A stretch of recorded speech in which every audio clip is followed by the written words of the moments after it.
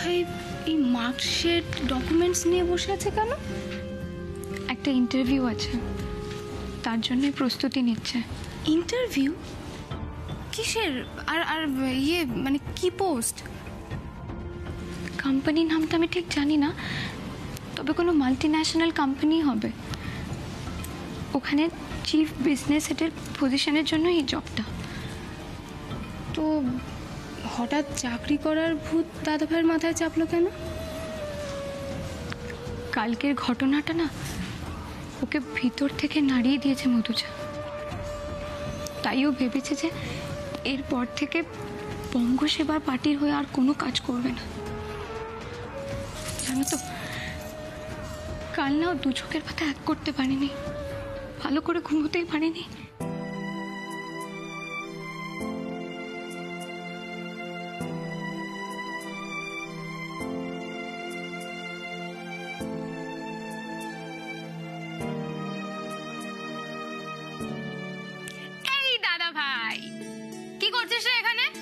তুই জানিস না সামনে পুজো চলে এসেছে? চল না, আমাদের কিছু কিনে দিবি তো, চল প্লিজ মধুজা, আজ একদম ইচ্ছে করছে না। আজ ইচ্ছা করছে না মানে কি? আরে বাবা তুই চল না, দেখ সবাই মিলে যাবো, খুব মজা হবে। আর তাছাড়া তুই বাড়ি আসার পর থেকে আমি কিন্তু তোর থেকে কিছু নিও নি। হ্যাঁ চল, আজকে তোর পকেট আমি হালকা করে দেবো। চল চল চল প্লিজ মধুজা, করিস না, ভালো লাগছে না সব সময়। দেখো, কালকের ঘটনায় যদি সবচেয়ে খারাপ কারোর লেগে থাকে তাহলে সেটা মধুজা। আর যখন ও নিজে থেকে তোমার মন ভালো করতে এসেছে, তুমি প্লিজ ওর মন খারাপ করে দিও না, প্লিজ।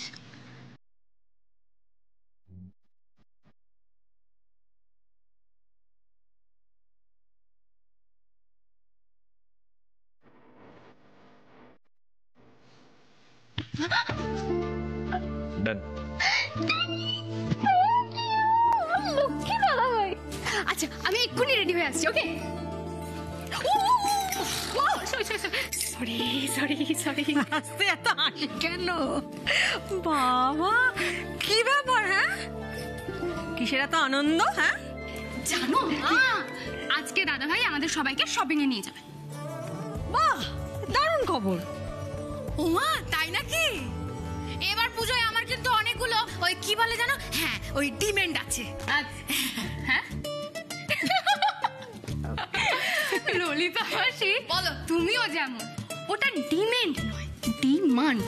ওই হলো দিদি, আমার কিন্তু আছে ডিমান্ড। ওরে বাপ রে বাপ, তাই? আচ্ছা ললিতা মাসি বলো, এবারে তোমার এত ডিমান্ড কেন?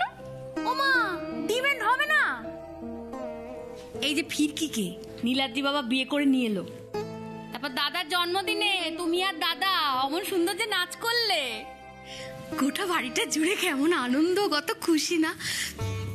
বলছি ও নীলাদ্রি বাবা, আমি যদি এইটুকু ডিমান্ড করি তুমি তাহলে রাগ করবে? আরে দূর, কে রাগ করবে? কেউ রাগ করবে না। শোন, তোর যা চাহিদা তার থেকে এবার বেশিই পাবি।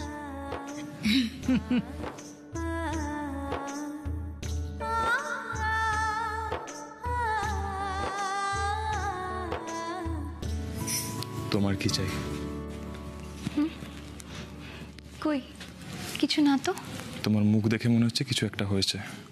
কি হয়েছে বলো, না হলে কিন্তু আমি সব প্ল্যান ক্যান্সেল করে দেবো। না, আসলে আমি ভেবেছিলাম ল পাস করার পর প্রথম ইন্টার্নশিপের টাকা দিয়ে মা মাসিদেরকে এই বছরের পুজোতে নতুন জামা কাপড় কিনে দেবো। এই ব্যাপার, কোনো চিন্তা করো না, সব হবে, সবার জন্য সব কেনাকাটি হবে। না না নীলাদ্রি, তার কোনো দরকার নেই। আমি না হয় পরের বছর মা মাসিদের কিছু একটা কিনে দেবো। কি তুমি কি বলছো এসব? ভালো আন্টি তো আমারও মায়ের মতো, আমি তো তার ছেলের মতো। হ্যাঁ, আমার দেয়া মানেই তোমার দেয়া। আমি বুঝতে পারছি নীলাদ্রি, কিন্তু তুমি যদি মা মাসিদের কিছু কিনে দাও, সেটা তো বাবার টাকা দিয়ে কিনে দেওয়া হবে। আর এই মুহূর্তে আমি বাবার টাকা নিতে চাই না, কারণ আমি জানি না উনি আদেও আমাকে এখনো মন থেকে মেনে নিতে পেরেছেন কিনা। তুমি ভাবলে কি করে ফিরকি? এত কিছু হবার পর আমি ড্যাডের টাকায় হাত দেবো? ফিরকি, আমি বিদেশে পড়াশোনা করার সাথে সাথে ওখানে একটা কোম্পানিতে ইন্টার্নশিপ করেছিলাম। এবার ওখানে যা টাকা কামিয়েছি, যেটুখানি উপার্জন করেছি, এবার সেই টাকাগুলো নিয়ে খরচা করবো আমরা, হয়ে যাবে আমাদের। তা হয় না নীলাদ্রি। যারা সারা জীবন আমার জন্য এত পরিশ্রম করেছে, আমি চেয়েছিলাম অন্তত এইবারে পুজোতে আমি নিজের উপার্জনের টাকায় তাদেরকে কিছু কিনে দেব।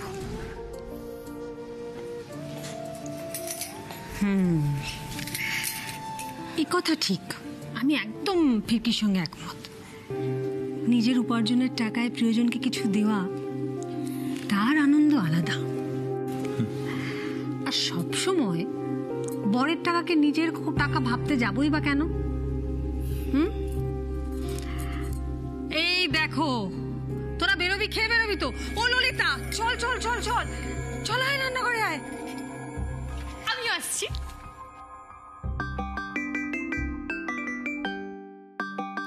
এই দেখো, বলতে বলতে বাড়ি ফোন এসে গেছে। হ্যালো মা।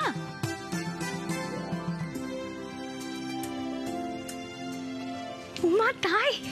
এ তো দারুণ খবর। হ্যাঁ মা, হ্যাঁ মা, নিশ্চয়ই আমি আসবো। হ্যাঁ ঠিক আছে, রাখি। হ্যাঁ। কি বললো ভালো আন্টি? জানো নীলাদ্রি, মীনাক্ষী আন্টি আমাদের বাড়িতে কাল এসেছেন। উনি ওখানেই আছেন। উনি না আমার সাথে দেখা করতে চেয়েছেন। বাহ, তো ভালো কথা। আচ্ছা শোনো না, তাহলে শপিং যাওয়ার পথে আমরা একবার ও বাড়ি হয়ে নয় যাবো? ওকে, ডান।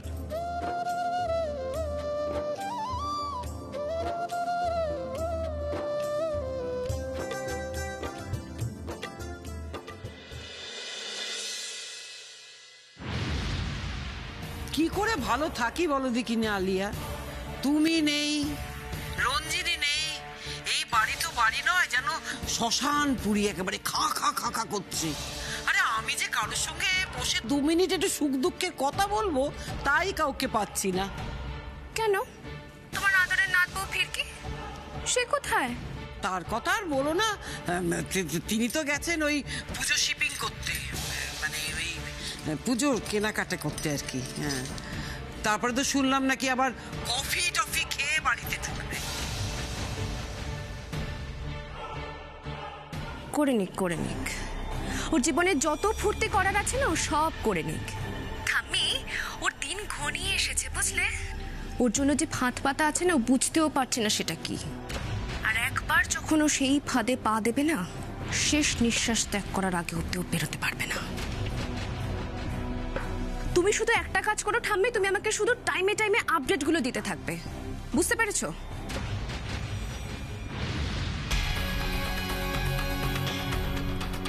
এখানে আড়ি পেতে দাঁড়িয়ে আমার কথা শুনছিলে?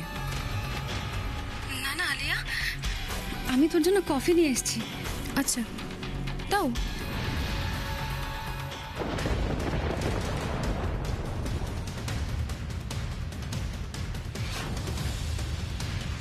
এই যা পড়ে গেল।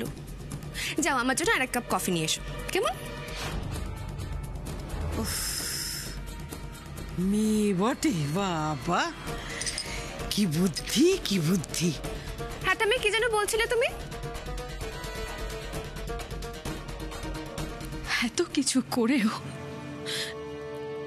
আমি তোকে মানুষ করতে পারলাম না আলিয়া।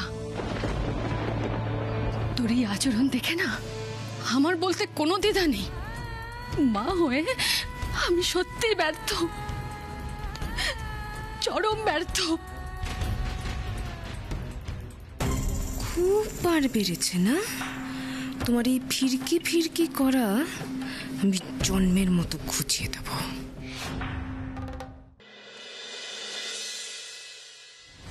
তাহলে রোজি, যা বললাম ঠিক বুঝতে পেরেছিস তো? সেইভাবেই কাজ করবি কিন্তু। হ্যাঁ হ্যাঁ দিদি, একদম ঠিক আছে। তাহলে আমি এখন আসি। আসলাম। ও মা গো মা, ফিরকি কতদিন বাদে এসেছিস রে, ভালো আছিস তো? আচ্ছা আচ্ছা, যা যা যা যা, তোরা কথা বল কথা বল, আমি আসি, কেমন?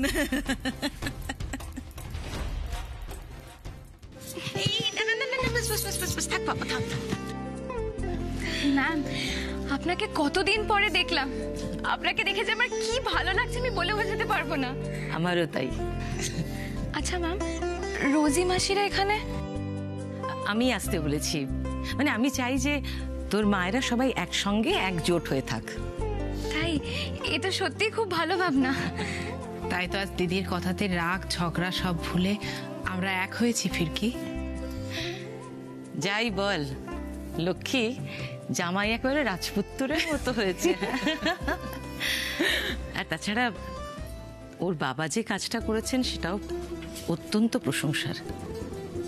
সত্যি ভাস্কর বাবু আমাদের বাড়ির মেয়েকে পুত্রবধূ করে যে দৃষ্টান্ত স্থাপন করলেন তার কোনো তুলনাই হয় না।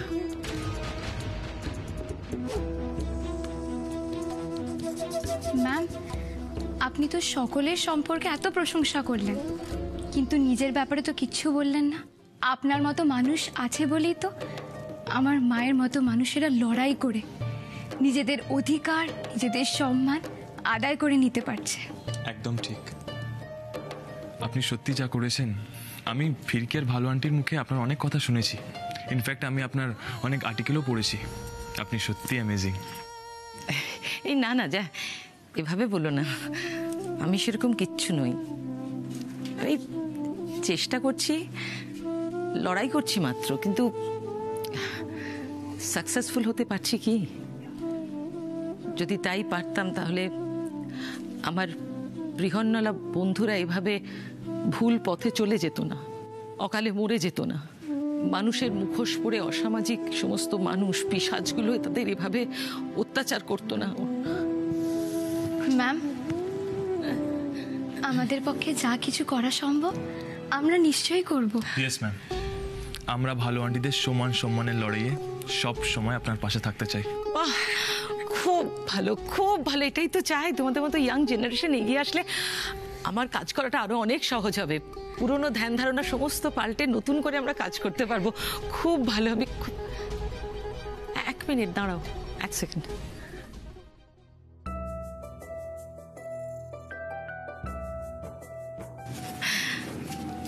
এই নাও। এটা কি ম্যাম? খুলে দেখো। এতগুলো টাকা? 10,000 টাকা। 10,000 টাকা। কিন্তু ম্যাম, এত টাকা দিয়ে কি হবে? বুঝলি না, দিদি নিশ্চয়ই তোদের বিয়ের আশীর্বাদই দিচ্ছেন। না রে বাবা না, এত টাকা উপহার দেওয়ার সামর্থ্য আমার নেই। আরে এটা তোমার নিজের টাকা। নিজের টাকা? হ্যাঁ, তোমার মনে নেই 2 বছর আগে রূপলি বলে একটি মেয়ের ডোমেস্টিক ভায়োলেন্সের কেসটা তুমি ড্রাফট করেছিলে? হ্যাঁ হ্যাঁ ম্যাম, কিন্তু ওই কেসটা শেষমেশ কি হলো আমি তো জানতেই পারিনি। রূপলি জিতে গেছে, আর তাই এনজিওর তরফ থেকে এই টাকাটা তোমাকে দেওয়া হলো। এটা তোমার প্রাপ্য।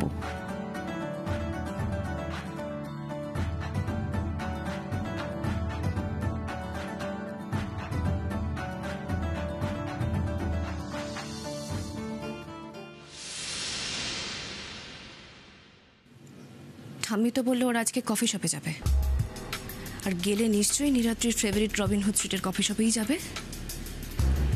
তারাও ফিরকি, আজ তোমায় মজা আমি দেখাচ্ছি। কোথাও বেরোচ্ছিস আলিয়া? হ্যাঁ। কোথায়? কেন, কৈফিয়ত দিতে হবে তোমাকে নাকি গোয়েন্দাগিরি করছো আমার উপর কোনটা? না না আলিয়া, আমি শুধু তোকে জিজ্ঞেস করছি, আর মা হয়ে কি তোকে আমি এইটুকু জিজ্ঞেস করতে পারি না? প্লিজ কাম অন মা, মাই ফুড। আচ্ছা তোমাকে এত অপমান করি তবুও তোমার লজ্জা হয় না? না, আচ্ছা গন্ডারের চামড়া বটে তোমার। আর শোনো, একটা কথা না কান খুলে শুনে রাখো, সেদিনকে না চাপে পড়ে তোমাকে সবার সামনে মা বলে রেখেছি। Don't take it seriously. Disgusting. দেখলে তো নীলাদ্রি, এই জন্যই বলে সৎ মনে যদি কেউ কিছু চায় তাহলে স্বয়ং ঈশ্বরও তার স্বপ্ন পূরণ করে। আজ সকালে তোমাকে আমি বলছিলাম না, এইবারের পুজোয় নিজের উপার্জনের টাকায় আমি মা মাসিদের জন্য কিছু একটা কিনে দেবো। আর দেখো আজই সব। না ফিরকি, এই টাকাটা খরচা করিস না। তাছাড়া আমাদের জন্য নতুন জামা কাপড় না কিনলেও চলবে। তুমি চুপ করো তো, তুমি বললেই আমি শুনবো তোমার কথা।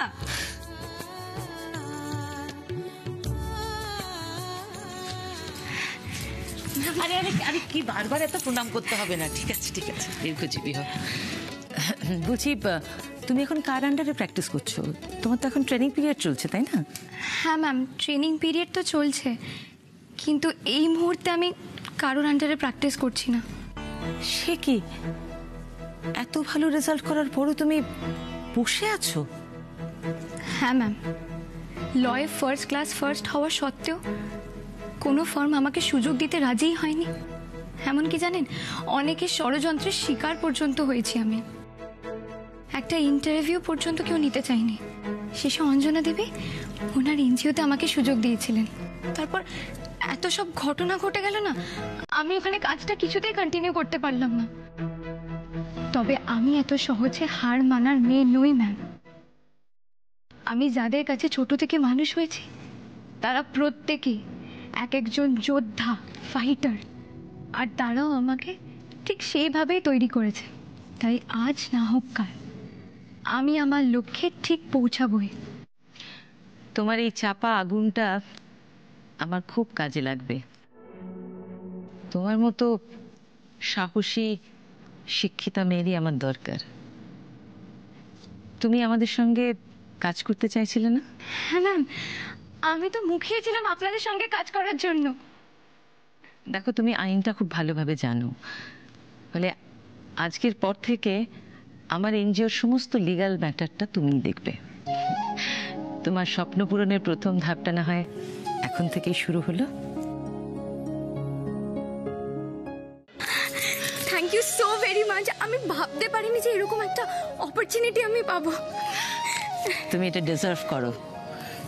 তোমার যোগ্যতা আছে, তাই তোমার কাজটা দিচ্ছি। আচ্ছা ম্যাম, শুনুন না, আমরা সকলে মিলে আজ শপিং এ যাব। আপনিও চলুন না। দেখুন প্লিজ, না করবেন না, চলুন না ম্যাম। আজকে না, আজকে আমার অনেকগুলো মিটিং আছে। এক মিনিট, হ্যাঁ এক মিনিট।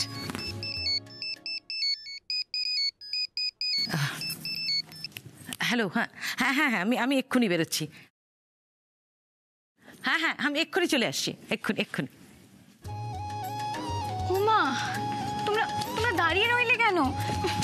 মাসি, তোমরা দাঁড়িয়ে আছো কেন? যাও যাও, গিয়ে রেডি হও। না না না, আমার আজকে শরীর ভালো লাগছে না, তোরা যা। তুই জানা মা, মাকে নিয়ে জানা। এইসব বললে চলবে না, তোমাদেরকে আমার সাথে যেতেই হবে, মানে যেতেই হবে। কি মুশকিল। ওমা, দেখো না মাসিরা যাচ্ছে না, বলো না তুমি ওদেরকে গিয়ে। রানী পার্বতী, মেয়ে জামাই কোথায় নিয়ে যাবে বলতে, চ না গিয়ে দেখি, চ রেডি হয়। কিন্তু না বলিস না, চ চ চ রানী। এই পার্বতী আয় তো, চ চ চলো চলো, যাও যাও। চল রেডি হয়ে আস।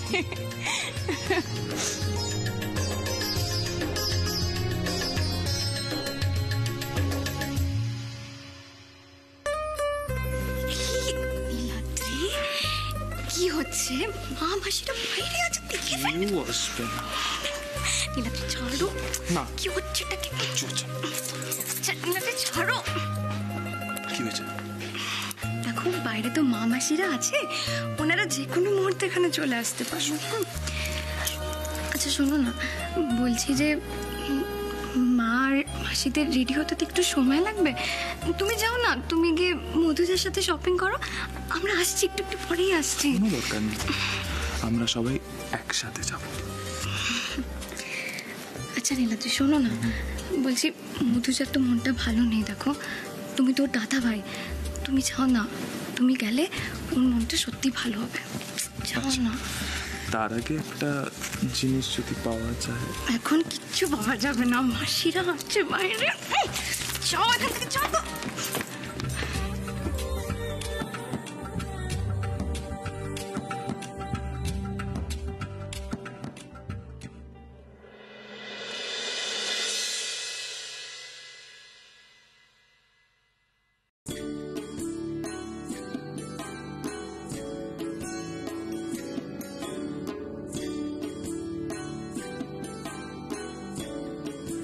এলো কি?